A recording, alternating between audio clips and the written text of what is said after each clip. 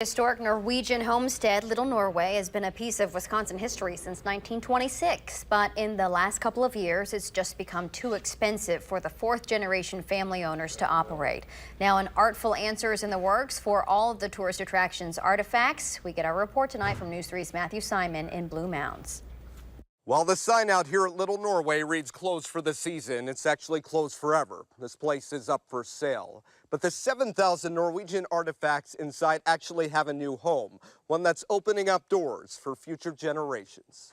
Inside this museum, a block off downtown Mount Horeb's Main Street, sits some of Little Norway's artifacts. Those are my favorites amongst all these things, especially the things that still tell us a story that people carried on their traditions. The stories behind the 20 pieces on display at the Mount Horeb Area Museum are timeless. You can see the wonderful rose mauling in the lid on here. The details fresh on the mind of Historical Society President Brian Bigler. This ring, with its little dangles to ward off the evil spirits, was worn by this man, Onan Daly, in the Civil War. Inspired by his family's Norwegian heritage, Onan Dale's son Isaac opened Little Norway back in 1926.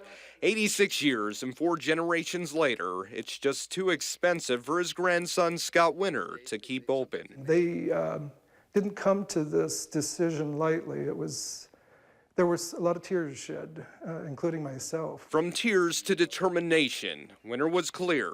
Keep as much of Little Norway as close to home as possible. That meant keeping artifacts from this area, in this area. Winter donated 80 items to the Mount Horeb Museum, as well as gifts to the Stoughton Norwegian Heritage Center and the Museum of Wisconsin Art.